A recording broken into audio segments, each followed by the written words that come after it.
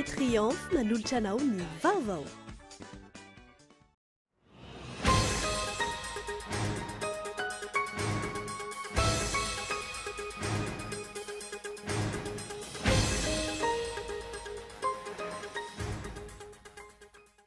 Ny hena ho dimy ny candidat mivarotra Bongolava ao anatin'ny lisitra hoenon'ny komity mpifantina ireo mpikambana ao anatin'ny komity fampihavanana malagasy raha toka folo ho an'ny faritra rehetra.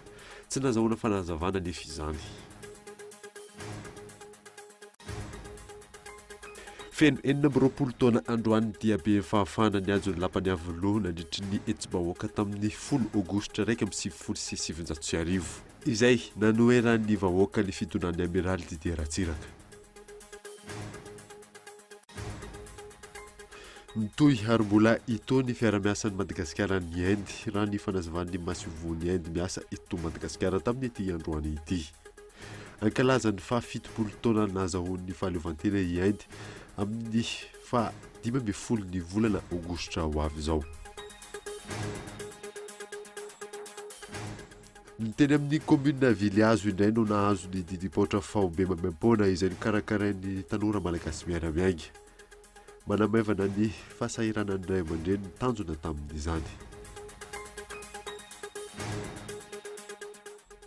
Maresaka iraisam-pirenena mihamafatra ny fiantsiana eo amin'ny Etazonia sy Korea Avaratra. Napafantatra ny fikasany daroka bomba ny Ile de Guam izay miankina amin'ny Etazonia Pyongyang. Ny andindinireo arahanao afaka fotoana fohy.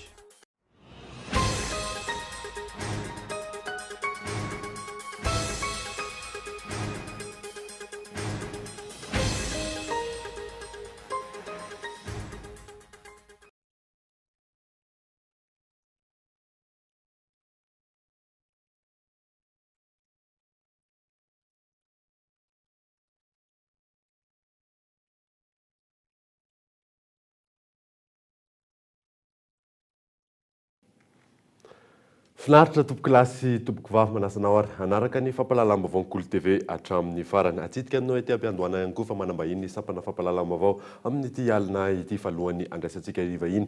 Nanombotsika ny vaovao dia ny enina ho dimy ny candidat ny faritra Bongolava ao anatin'ny lisitra hoenon'ny komity mpifantina ireo mpikambana ao anatin'ny komitin'ny fampihavanana malagasy raha toka folo ny an'ny faritra rehetra. Tsy nazahoana fanazavana moa ny mahakasika izay. Andry Rarson.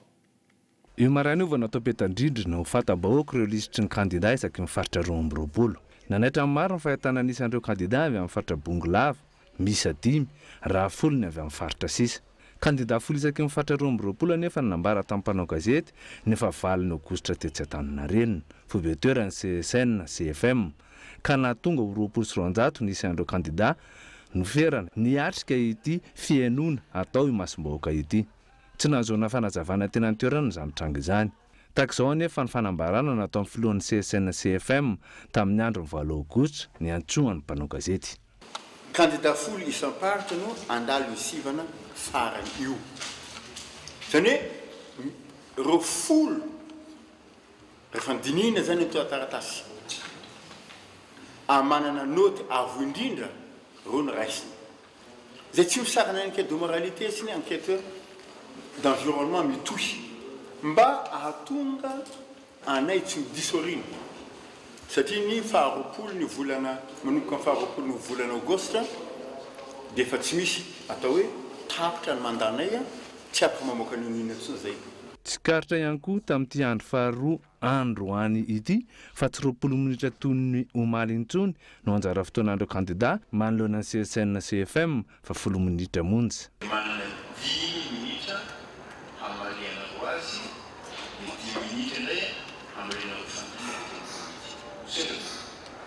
Toy izao ihany koa santionany tamin'ireo fanontaniana napetraka tamin'ireo candidat. Tsy ilaina akory izany fampihavanam-piainana izany satria ny mpanao politika no miady fa tsy malagasy. Araka ny hevitrao, inona no nahatonga ny crise politika miveriverin'ny eto Madagasikara. Raha ny vaovao voangina tena toerana dia mbola nitohy marany io ny fametrahana fanontaniana ireo candidat avy amin'ny faritra Vakinakaratra fa tsy tsotsotra omaly araka ny tety andro no heverana azy. Heverina noho izany fa mety vita ao anatin'ny 5 andro no vinavinaina ihany koa ny fihainoana sy fametrahana fanontaniana mivantana ireto kandidat 500 maniry ho mpikambana ao anatin'ny komity ny fampihavanana malagasy ireto. Mampaikapeo ny mpanao politika manohitra ny fomba fifantenana ireo mpikambana ao anatin'ny CFM. Manaisahidy izy ireo ny amin'ny tsy fahombiazana izany fampihavanana tiana apetraka izany Andry Rasotra. Tsy tokony anaovana fifantenana na sélection fampihavanam-pirenena amin'ny CRN tarin'ny professeur Zafy Albert. Tsy izao endrika fampihavanana izao no ampihavanana malagasy fa volam-boaka lamy fotsiny ary tsy misy mahasamy hafa ny FFM teo aloha sy ity voatsangana ity. Hafa tsy ilay fifantenana ireo mpikambana. Ora Andriamanatsoa Tabera, filohalevitry ny CFM. Hatramin'ny voalohany moa zay dia fa tsy nanaiky an'io texte io hoe amin'ny fampihavanam-pirenena ho isanao sélection zany. Dia apisy sy fampihavanam-pirenena koa rehefa avy eo satria zay olo sy sélectionné zany dia ho tezitra izy avy eo. Ary reo olo mpanao sélection io moa izy reo olo reo. Io ve tena mahay an'izany fampihavanam-pirenena zany. Ary raha ny endriny amin'izao fotoana izao dia mitovy amin'le ny fampihavanam-pirenena zay nitaritiny teo aloha ihany taritiny général Boutason. Ino moa nataony ny général Boutason ny ekipany hatramin'izao volalany fotsiny nanjay karama izy satria ny-mpazakara. Tsy fampihavanana politika irery ny fampihavanam-pirenena ilaina eto Madagasikara. Fampihavanam-pirenena ao amin'ny mpitondra sy ny ekipany ihany io atao ankehitriny io. Efa nisy ny fampihavanam-pirenena no tarin'ny FFKM fa ny filoham-pirenena izy tenany no nanamaivana izany. Hora Tefinanahary Emile, mpandrindra nasionaly ny olona hasin'ny taniny.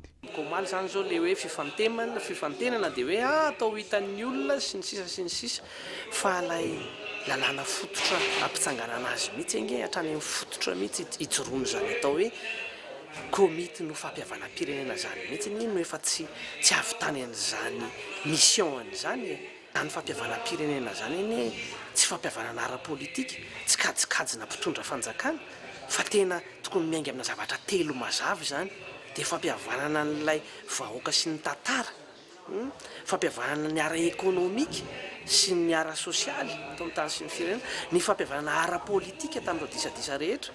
Io dia komity fampihavanam-pirenena HVM sy izay pray petsapetsa aminy fa tsy natao mihitsy eo an'ny firenena. Nisy ange ny fampihavanam-pirenena nitaritiny FFKM mateto izay nandraisan'ny filoha herina Janary Mampianina anjara izay nataony soni fa ny rapitso fanaovan-tsonina dia izy ihany no miteny hoe inona moa dikan'ilay sonina ataoko teny fa mba présidence fotsiny iny. Misy kajy politika lala no fampihavanam-pirenena asesika tsy tereko masaka toa voalopy-jazy io. Hoy ihany ireo mpanao politika tsy makasitraka ny endriky ny fifantenana, ireo mpikambana sy ny endrika natototsana fampihavanam-pirenena malagasy. Amin'izy ireo ny fananganana ny rafitra toy ny HTDED sy ny Haute Cour de Justice no tokony atao mialohan'ny CFM. Mahakasika izay fampihavanana izay hatrany dia niempotra amin'ny 7 ny volana Aogositra ho avy izao ny fampihavanana araka ny fombandrazana izay kasain'ireo tangalamena ho atao ny 15 Aogositra ho avy izao. Any Nosovarika ny avian'ny fampihavanana no anatanterahana azy ho ny filohan'ny tangalamena tamin'ity androany ity Kaetan Andratsilava. Ny fampihavanana amin'ny fombandrazana ny vahaolana ialana amin'ny disadisa ka mahatonga ny firenena tsy lamina amin'ny lafiny rehetra hoy ny tangalamena eto Madagasikara. Raha ny fanazavana ny samy malagasy amin'ny maha-malagasy azy no ilaina hiavana ary tsy mila kajikajy politika sy fanavahana sarangan'olona izany. Tsy miemotra zay fa tsy misy moroso fampihavana fombandrazana izany ihany matafavoaka ity tany ity fa na mbola fihavanana sy kajikajy politika atao eto miaro ny seza tsy tafavoaka isika Madagasikara. Izany mahatonga an'izay tangalamena enda Madagasikara manam-panjaka andriny Azomanga eto Madagasikara mahatonga ny hoe aleo fihavanana fombandrazana atao fa tsy fampihavanana izany afadaveko matetika hoe ny fihavanana dia tsy misy artikla tsy misy hoe andinina asilanaka judiciaire io zany tsy mignano sarangan'olo io na avy migadra olo io na 4 olo io azo atao fihavanana zany fa tsy hoe mandigny hoe manana 4 any vao atao azo fihavanana sy fahaiza zareo fihavanana zany mahatonga an'zareo io. Efa maro ny rafitra najoro ampiavana ny samy malagasy hoy izy ireo ary izao ndray najoro ny CFM saingy tsy nahomby ary mbola miseho etsy sy eroa ny lonilony sy ny fifanenjehana mahatonga ny firenena tsy ho tafarina hatramin'izao. izay akory sy misakana anazareo agnanotoana zareny io fa nefa koza io efa nagnanto io raha aman-drenina zoro nagnanto FFM nagnano koa sy naomby tsisy zavatra fa tsisy teny amin'ny vahoaka reo tsy fantatry olona agny amin'ny faritra reo olo reo izy moa olo reo iny nga matete mandeha agnatin'ny raha abela zareo agnano za sy misakana hoe sy rasy anazareo fa bela zareo agnano anazareo ataona zareo dia koa dia sy miempotra za Tangalamena eto amin'ny fihavanana ataony io ambetiny fo dia mianso zahay regny stade d'habitation dia maregny amin'ny radio dia tongavany sovariky fa agny atao fihavanana fombandraza fa tany indroany fihavanana voalohany araka izany anonosy varika no ataony fampihavanana araky ny fombandrazana ka sain'ireo Tangalamena atao raha ny 17 ny volana aogositra ho avy izao ny voalaza tany am-piandohana na emitra ny 27 ny volana aogositra ho avy izao izany fanasana misa 7 no aparitaka manerana ny nosy ary isy ireo mpilaravinahitra avy any ivelany raha ny fanazavana ny ampilamina sy ampandroso ny firenena no tanjona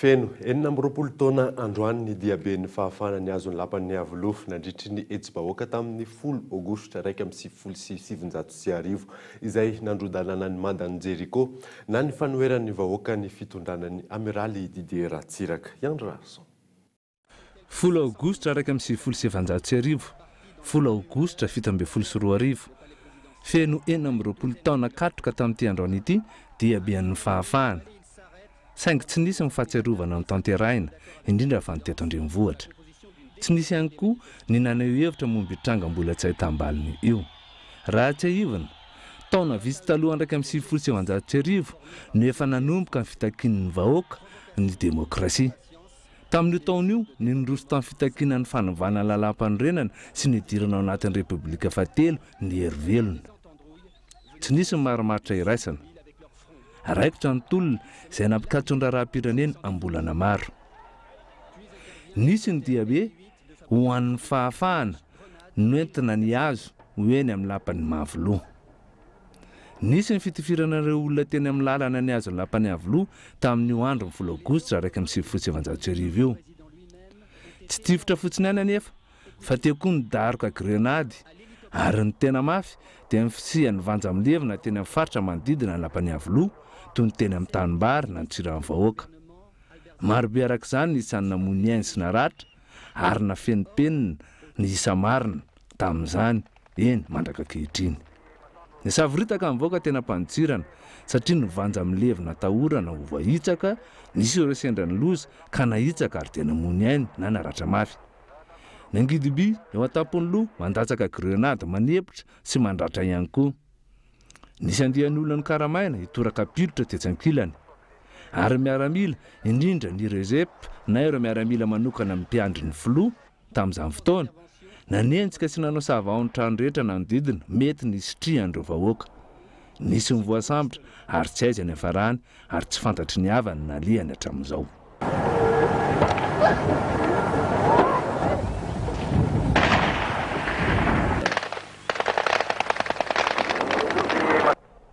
raha tsy ahivana efa nisy ihany koa ny didina vahoaka ny fitsarana malagasy na nameloka ny filoha tamin'izany Ratsiraka Didier izay tsy natrehany tsy mbola nisy anefa ny fampiarana ny didim-pitsarana tsy fantatra mandraka ankehitriny izay tompona andraikitra ambon'olona toy ireny sanatria hijanona ho tantara manjavizavy koa ve iny raharahany diabe amin'ny fahafahana iny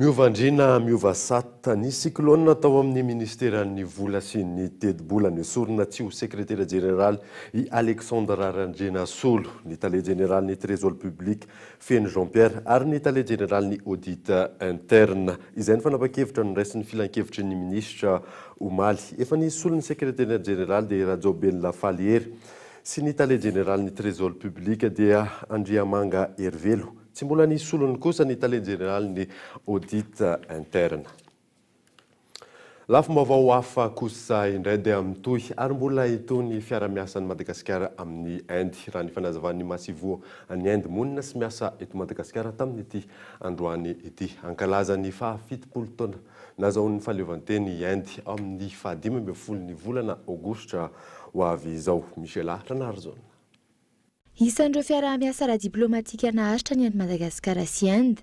Ny alohan'ny taona 1970 nahazony Madagasikara ny fahaleovantenany no nanomboka izay fiaraha-miasa izay.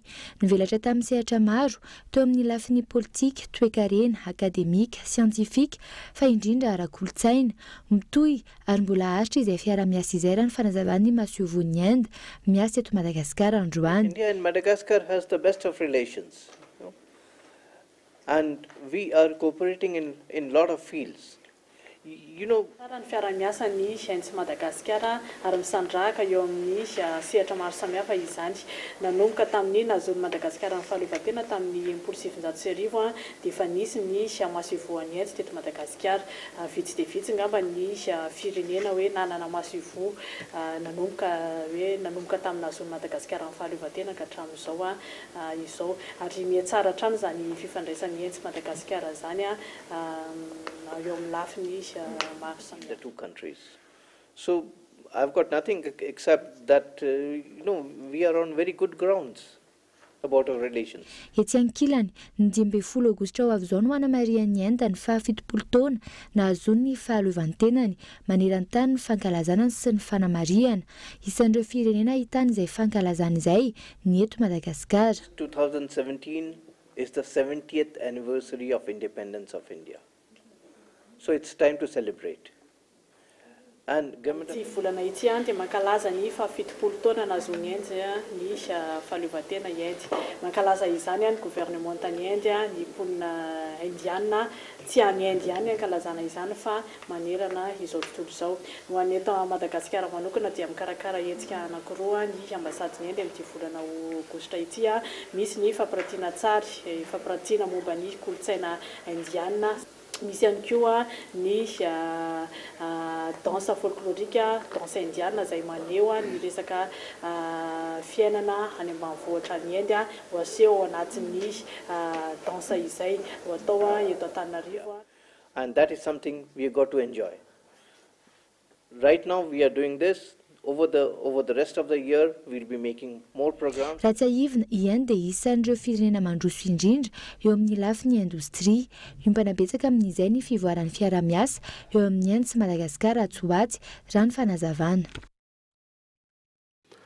Araky ny fanambara moa dia manambahiny ny sampana fampahalalam-baovao fa iny tompotrany ihany satria tsy izany fa namana Irlande izay mpanentana ny fandaharana sokolina sy mpanentana ny fandaharana confession mahakasika an'izay confession indrindra moa ny idirany eto amin'ny fampahalalam-baovao amin'ny ity alina ity inaro maresaka ao amin'izay confession izay. Miraba ny David aloha ny any dia miraba ihany koa ny mpanaraka ny fampahalalam-baovao ny Kolo TV amin'izao ariva izao. Araka nefa voalazan'ny David dia tonga ity ilay fotoana ho avy ny lady faharoa ny volana fotoana izay efa nifanomezantsika hatramin'izay teto amin'ny Kolo TV iarahana amin'ny ekipa ny confession ray manontolo mihitsiny amin'ity volana ity zany hoe amin'ny lady ho avy izao fa 13 ny volana Aogositra 17 sy 14 dia hiavaka ny fiarahana satria olombe ny firenena no iaraka amintsika amin'ny fotoana io. Dia tsy izany fa Dr Jean-Louis Robinson fandarana confession ngamba ny efa tsisy vina mirehetra tsony tao anatin'izay volana maromaro zay fotoana mamy izy io ifampizarana ny tsy ambaratelo ny lalana ny diavina ary ihany koa ny lakle na ny fanalahidiny fahombiazan'ny olona anankiray zany hoe mipetraka ao ambadiky ny confession foana atao hoe fanabeazana dia miendrika fialamboly ary izy io. Tena tontolo politika ave ny idirana zany ao anatin'izy io confession manaraka aty satria ny ahafantaran'ny olona ny Dr Jean-Louis Robinson dia tao anatin'ny tontolon'ny politika dia zany nibahana amin'ity. Ie, petraka foana ny lokon'ny confession dia tsy fandarana politika tompoko fa fotoana anankiray mety amoahana zavatra mbola tsy dia fare ahitana ny zavatra tsy dia mbola fahita zany hoe hitantsika ny vahintsika amin'ity indray mitoraka ity ohatrany ahoana tokoa moa izy teo amin'ny sehitry ny maray-pianakaviana azy mety nanahoana izy ny teo amin'ny sehitry ny mampitarika madokotera azy maolon'ny politika azy misy tsy ambaratelo ihany koa ve nampatonga anazy mbola tafapetraka izany anarany hoe Dr Jean-Louis Robinson zany amin'izao taona 17 sy 14 zao ao anatin'ny fandarana izay hoarahantsika amin'ny lady avizao avokoa no ahitantsika ny andindiny sy ny tsy ambaratelo izany rehetra zany. Nafantarantsika ny Dr Jean-Louis Robinson ben'ny tanàna izy sitaka kely teto voatany zany nareo tamin'io.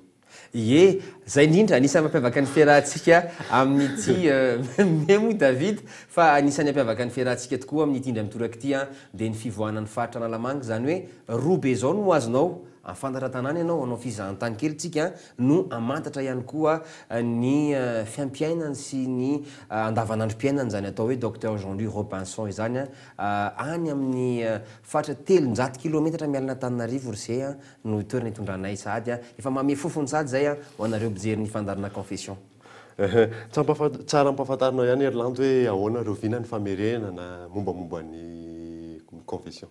Ie, izy io dia antanin'olona maro foana fandarana ny zany hoe ny diffusion voalohany dia ny alahady faharoa ny volana fa omena tombony foana tsika rehetrarehetra satria amin'iny voalohany iny betsaka indraindray tsy maharaka fa maheno ny akony ay nafinaritra hono le fiarahana atao amin'ny confession tao dia ndraso fa omeko anareo indro omeko anareo amin'ny fitiavana be ny fotoana izay rahantsika amin'ny fandarana confession mandritra ny ray volana dia izy foana isan-kerinandro zany io famerenana io ka amin'ny lado avy zao zany hoe fa 10 ny volana aogositra ny fandefasana azy amin'ny fomba ofisialy dia ny aorian'io dia ny talata zany hoe ny talata aorianan'io lado avy zao io dia mandeha ny famerenana voalohany amin'ny 7h04 zany hoe aoriana fampalalam-baovao dia fa eto amin'ny Cool TV indray iverina ny fandarana confession. Ny herinandro faharoa kosa indray dia ny zoma amin'ny rora tolakandro no amerenana izany fandarana confession zany eto amin'ny Cool TV ihany dia ny herinandro fahatelo kosa dia amin'ny rora tolakandro any no andefasan'izany ny andro alatsinainy izy io dia eto amin'ny Cool TV no narahantsika azy. Ny herinandro farany kosa dia tsy inona fa ny andro alakamisy no amarana anazy dia amin'ny roa tolakandro no andefasan'izany eto amin'ny Cool TV. Dia vitsy zay dia olom-baovao ndray. Olom-baovao ndray. Pondanao sa zay amezanay anareo sady ny tsirony sy ny fofony dia olom-baovao ndray no entinay aminareo amezaka hatrany ekipa mba hameno sosiny tsara ho an'ny mpanaraka ny Cool TV. Mazavana amin'izay fa solinao Erlandy vahiny teto amin'ny sampana fampalalam-baovao. Mankasitraka ny Davida, mankasitraka anareo ihany koa ny tokantrano nanaiky ny eny ny fanentanana kely tao anatin'ny fandarana confession. Nanoizantsika ny vaovao kosa indray dia vitsanisa ireo teknisiana mafeny sehatra ny teknôlôjia vaovao eto Madagasikara amin'izao fotoana izao antony mbola vitsy ihany koa ireo sekoly ambony mampiofana ho tonga matianina sy teknisiana amin'io sehatra io fanadiny mioramanitra. Sehatra iray miroborobo ny teknôlôjia vaovao maneran-tany amin'izao fotoana izao. Teknôlôjia vaovao izay ahafahana mifehy zavatra maromaro indrindra fa ny fitehirizana ny antotan-kevitra.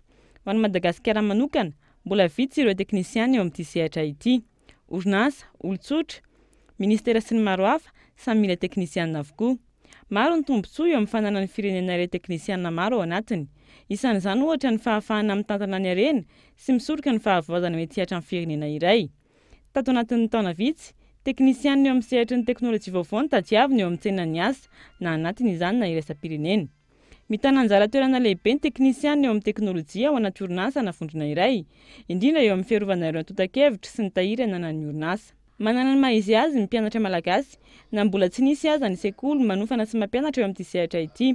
Na izany aza, ilaina hatrany ny fanohanana ireny teknisiana ireny na eo amin'ny sehatra ny fanamafisana amin'ny fahaizana na eo amin'ny fanohanana ara-bola. Amin'izao fotoana izao, mitombo tsikelikely ireo sekoly natao hampiofana teknisiana eo amin'izay lafin'ny teknôlôjia vaovao izay. Lafim-baovao hafa kosa indray dia nivoaka omaly ny didim-pitsarana avy ao anivon'ny Conseil d'État mahakasika ilay fangatana nataon'ny findrombonany sindikaly eo anivon'ny orinasa Jirama. Tsy nahazo rary moa izy ireo tamin'izany fanampanazavana. Lavon'ny Conseil d'État ny fangatana izay napetraky ny faharemontsy-sindikaly. Manaiky ny faharemontsy-sindikaly amin'ny didim-pitsarana satria izay fijery izay no tena napetraka hoe ny didim-pitsarana tsy voatery mahafinaritra anao foana fa ny didim-pitsarana ihany koa mety manahirana ny mandray asa mieritreritra azy kanefa izay kolotsaina izay tena napetraka foana hoe mitandro, manaja, manaiky ny didim-pitsarana sy ny lalàna isika satria izay voizin'ny faharemontsy-sindikaly hoe ajao ny fifanarahana iombonana izay misy eo anivon'ny orinasa Jirama dia mampianatra mitaiza isika hoe manaja ny lalàna na dia mahasosotra azany ny fahelona ny didim-pitsarana izay misy mivoaka dia manaiky an'izay ny faharemontsy-sindikaly. Ireto indray ary misy tokavarotra.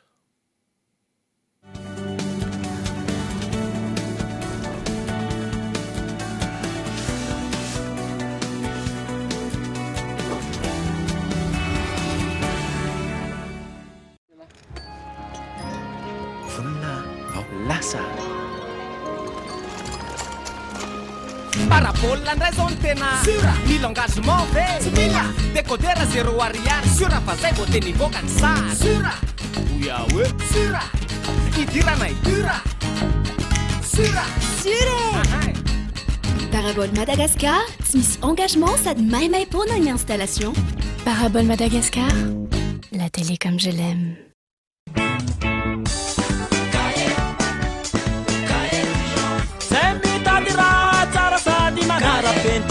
Wanisanake surempianaka Sengny matonga izahay mampiasy Ion'olo vasomo tegna sarobidy Tegna mazava ny sady fampiasa andavanandro Mampizoto matentsevoly amin'ny fahatsarany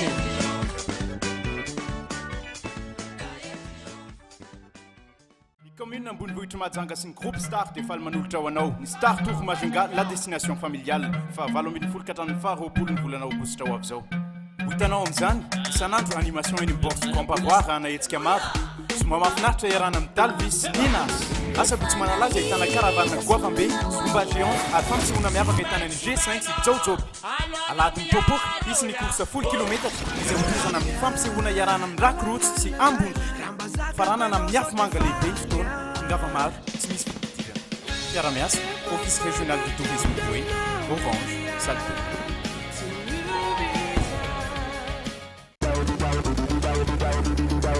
Le 4Gen, c'est le premier smartphone 4G by Telma, l'unique réseau 4G de Madagascar. Avec son écran 5 pouces, capture tes moments forts en photo 8 mégapixels et en vidéo HD. Tes selfies seront sublimés avec ses 2 mégapixels et encore plus fun avec la reconnaissance faciale.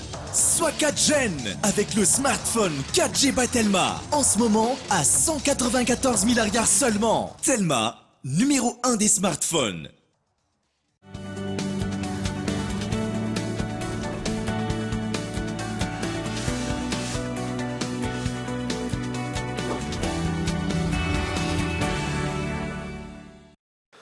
Miverina eto amin'ny fampalalam-baovao isika isy fahatapahan'ny famatsiana ranon-jirama ato anatin'ny andro maromaro noho ny fahasimban'ny milina famokarana rano eny Mandrosesa moa no antony raha ny fanazavana azo manorana evso. Araka ny hita tao amin'ny tambanjotra tseratseran'ny jirama isy ny fanapahana rano amin'ny faritra maro eto andrenivohitra ny faritra Tsinanana afovoany ary Tsomatsinana Antananarivo no voakasika io fanapahana io. Ny fanambarana milina iray mpamokatra rano eny Mandrosesa ny voalaza fanton'izay fanapahana izay. Tsy mbola fantatra ihany koa hatreto ny faharetan'ny fanapahana rano io. Efa misedry izay fahatapahan rano izay araka izany ireo mpanjifa ny jirama amin'ny toerana maro eto Antananarivo. Nisy fahatapahana ty nandritra ny 3 andro. So izy zao mandeha kely zany. Maraina izy nitapaka zao dia zao atoandro izy vao mandeha indray. Maraina tamin'ny 7 tany izy tapaka dia amin'ny 10 mandeha. Dia manomboka maraina iny izy tsy mandeha dia miverina kely izy eo amin'ny 2 hatramin'ny 4 dia tapaka indray. Ohatran'izay foana. Efa nisy tapa-bolana teo zao nitapaka dia 2 andro tsy nandeha. Dia lasa voatery maka rano ery apity zay dia lafo be nefa mampiakatra rano maka aty 5 000 10 000. Dia koa rehefa amin'ny atoandro ohatrany zao ny atao aminay manokana tapaka ny rano manomboka amin'ny 9 sasany maraina ka hatramin'ny 12 atoandro. Dia amin'ny 12 atoandro indray izy mandeha kely hatramin'ny 2 tolakandro eny zany. Dia tapaka indray izy dia amin'ny 9 hariva indray izy vao mandeha.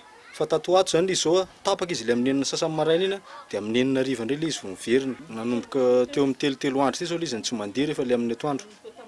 Nanomboka tamin'ny latsinainy tanana ohatrohatr'izany. Nanambara ihany koa ny jirama fa isy fizarana rano amin'ny alalan'ny citerne ho tanteran'izy ireo ny amin'ireo faritra tratran'izay fahatapahan-drano izay. Tsy ny mpanjifa rehetra nefa no afaka hisitraka izay vahaolana vonjimaika izay. Manangona rano hatreto no vahaolana azon'ireo mpanjifa atao. Mampiasa rano foana zay amin'ny resaka sakafo dia mifidiovana ao an-trano dia fanaovana trano koa tena mandany rano tsy inona dia mila rano. Miezaka manangona ihany zay nefa indraindray tampoka le izy tsisy fampilazana dia tsy manana rano zay dia voatery mividy rano lafo zany zay. Mandeha lavitra mihitsy vao afaka mahazo rano. Ohatra hoe mandeha any Mahamasina any ambany be mihitsy zay vao afaka mahazo rano. ampiasaina rano zao be da be mandeha satria zay ao amin'ny mahandro sakafo dia mila rano, mandeha misasa dia mila rano, mivese mila rano. Ohatran'ny fampiasana rehetrarehetra zany e, ohatran'ny fampiasan'ny olona rehetrarehetra n'le rano zany dia fanasana lamba soatr'izay. Hatreto aloha tsisy vahaolana miankina amin'ny jirama iny dia koa manangona rano amin'ny bidon na amin'ny siny be. Zay zao nataonay aty. Ny fanteran'ny milina trano no voalaza ho anton'ny fatapahana sy ny fikorotana ny famatsihana rano na jiro ataon'ny orinasa jirama. Raha miresaka rano fotsiny ohatra dia efa tamin'ny taona 1709 sy 1709 no nanaovana ireo fitaovana fotodrafitrasa izay mbola ampiasaina mandraka ankehitriny. Hatreto nefa tsy mbola misy ny drafitra matotra anoloan'ireo milina sy fitaovana antitra ireo. Vahaolana Vojimaika-Trano no raisina rehefa mitranga no ohatra izao. Ny teny amin'ny commune Vileazo indray no nahazo titipotra faobe maimam-poana izay nikarakarain'ny tanora malagasy sy miara-miainga. Manamaivana ny fahasairana ny ray aman-dreny moa ny tanjona tamin'izay hetsika izay Lili Rabiata. Tahaka ny fanao ny tanora malagasy miara-miainga ny teny amin'ny commune Vileazo district Avaradrano indray no nanatanterahana didipotra faobe. Maimam-poana ny hetsika ho fanampiny ireo mpiarabelona. Mitentina 5 alina ariary kely indrindra ankehitriny ny vola omanina amin'ny fanaovana didipotra ho ny ray aman-dreny. Manampy azy ireo araka izany ity hetsika ity. Tsy manina fa aloha atao fobe zany fa le dokotera anankiray zany alina foana izy manao anazy hariva maizina maraina maizina foana. Tsy ny zanako kambo le amoa le zanako nefa nisy dokotera anankianao mihitsy fa dia amorona izy no avy dia janona. Tena manamaivana be mihitsy ary satria ny dokotera ray tsy mitsy andoavana vola sarany be kokoa. Aty tsy dia andoavana loatra zany. Misy vola aloha? Tsisy vola aloha. Kuna ianao le hoe amin'izay dia natao tamin'ny fotsiny izy na ianao le hoe misy le faobe dia misy zandriny hoe tsy le ao anatin'ny fokontana motoko commune reo dia isany teny hoe misy faobe hafa atao maimai-poana tsy mandoa vola efa nomanina namboarina azy dia 5,3 alina zao mba Ilaina ny fiara-miasa amin'ny fanampiana ny vahoaka tahaka izao raha ny fanazavan'ny ben'ny tanàna any an-toerana. Ny didipotra faobe tahaka izao dia entina indrindra anehoana ny fiara-miasa amin'ny commune sy ny vahoaka satria tsapa amin'ny fahasairana ny vahoaka ao anatin'izany fanaovana didipotra zany dia ilaina mihitsy ny fiara-miasa eo anivon'ny commune sy ny antoko politika izay misy ny tena nahalan'ny tena. Ny androany zao 13 ny soratra anarana marina tonga fa 10 ny tonga. Ny anankitelo marina fa avany amin'ny fokotanina Ambovary commune Talatany Volonondry mazava ho azy tsy tonga moa izy atao folo zany tonga Soamatsara. Sotra betsaka indrindra satria misy ny fitaovana ny mena toy ny kilalao an'ilay ankizy ny fanafody be dia be no fanafody ny mena entina anaovana ny traitement an'ilay didipotra dia zava-dehibe tokoa zany dia makasitraka indrindra ny fitondrana makasitraka indrindra ny antoko MMM izay nalan'ny tenanay ary izay vonina hiara-iasa amin'izany foana moa izay ary tsy misaraka hatramin'izao. Ankoatra ny fanampiana hafa fanao ny fikambanana tanora malagasy miara-miainga tsy adino ny mpikambana fanaovana didipotra faobe amin'ny vanim-potoana tahaka izao. Androany zany dia nitaterana teto amin'ny commune Vileazo indray izay commune ambanivohitra eto amin'ny distrikana Avaradrano ny fanaovana ny didipotra faobe ho an'ireo zaza. Zao didipotra zao dia manala ny fahasahiranana ho an'ireo ray aman-dreny indrindra aty amin'ny faritra ambanivohitra toy izao. Ho an'ny antoko malagasy miara-miainga tsy ny fanaovana didipotra tahaka izao no tena zava-dehibe fa izao dia marika ampisehoanay fahavononanay hikarakara ireo vahoaka indrindra fa amin'ny toerana lavitra toy izao. Ny tanjona dia ny hampiakatra amin'ny fari-piainan'ireo olona ireo mba hahafahany manatanteraka izany didy rehetra amin'ny fianakaviany izany amin'ny alalan'ny fampanjakana ny fitondrana tsara tantana ary ihany koa ny fiarovana ny fiarian'ireo olona ireo mba hanana fiariana tsara ka ialany amin'izany fahasahirana izany. Isananampy tamin'ity hetsika ity ihany koa ny vehivavy malagasy miara-miainga amin'ny fanomezana kilalao ireo ankizy natao asoavana. Itoy amin'ny fanampiana amin'ny fidiran'ny mpianatra indray ny hetsika manaraka. Niakarakosany tampafantesan'ireo zaza noho ny tsy fahampiana ara-tsakafo sy nono izay antoky ny fahasalaman'ny zaza lahara-pahamehana. Ny fametrahana toerana iray izay ahafahan'ny reny mampinono ny zanany eny anivon'ny orinasa iray raha ny fanazavana azo narindra Andriano Manana. Ny asa sy ny fahasalaman'ny reny miandraika amin'ny fahasalaman'ny zaza ny tsy fampisakafo indrindra ny nondreny izay ilain'ny zaza mba ahafahana mitombo tsara.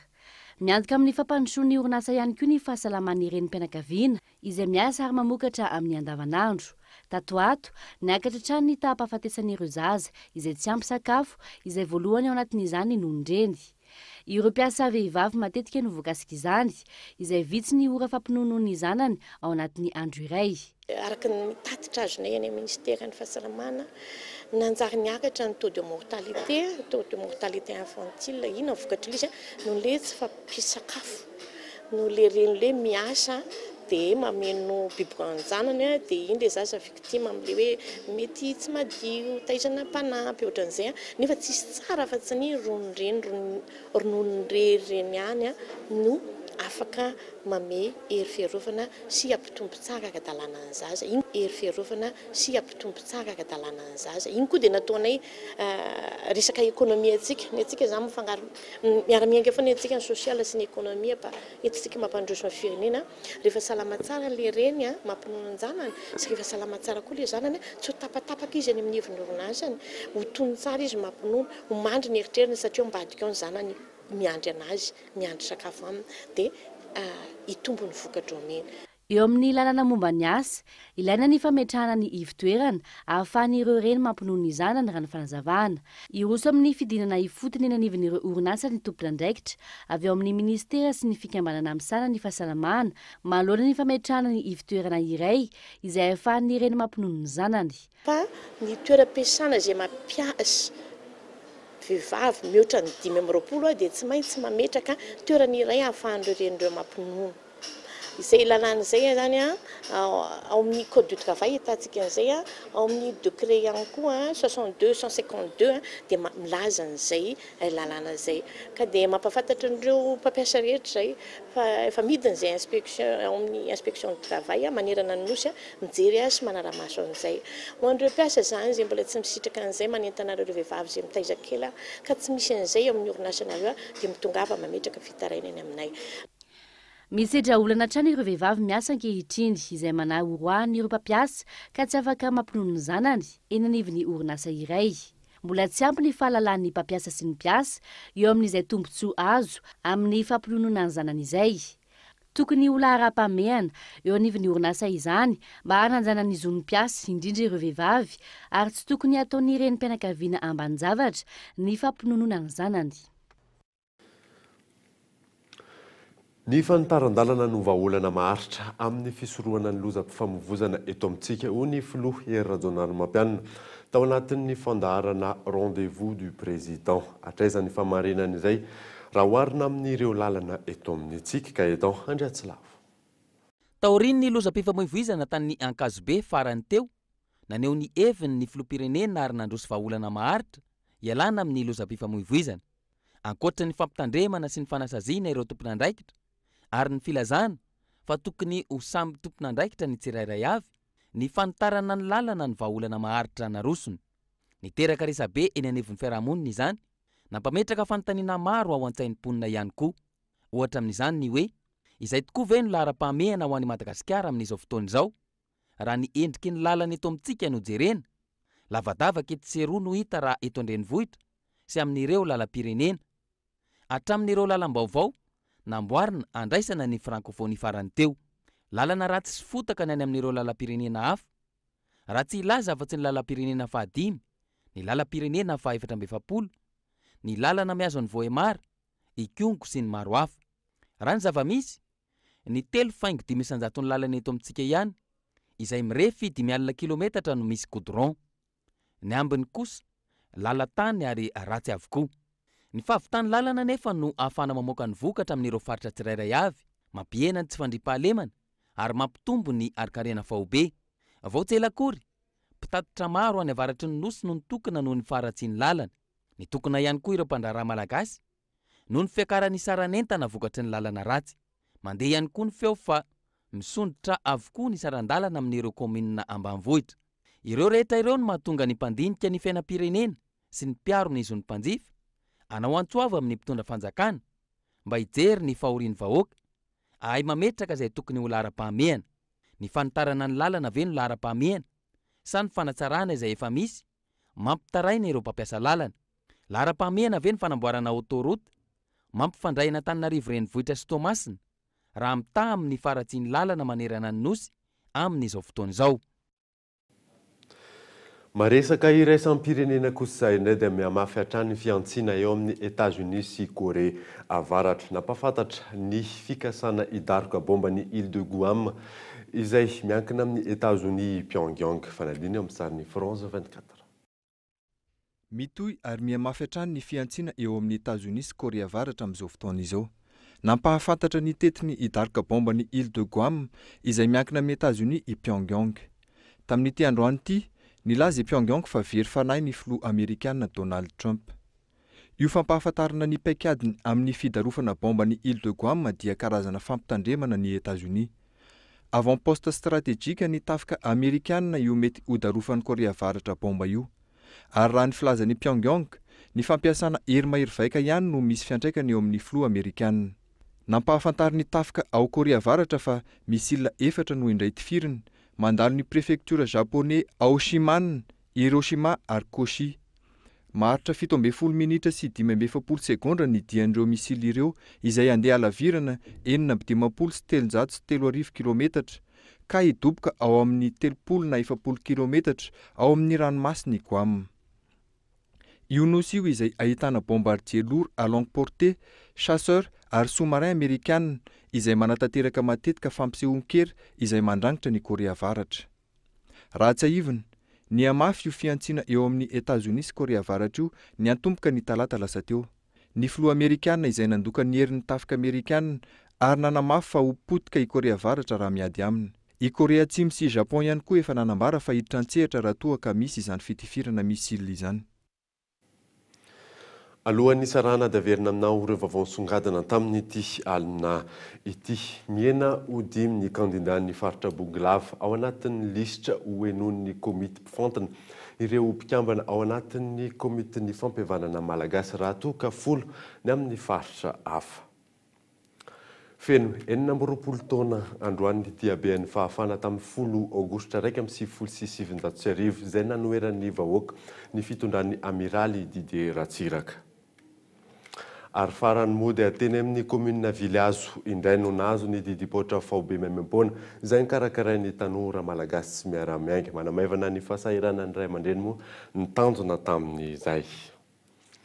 Dia izay mamarana ny vaovao tamin'ity alina ity saorana ianao nanaraka izany. Saora manoka ihany koa eo rany amin'ny faritra ireo manaraka ny vaovao Kolo TV amin'ny alalan'ny FM Toamasina, DSTV Antsiranana ary TNTV Fianaratsoa. Soava tsara daholo.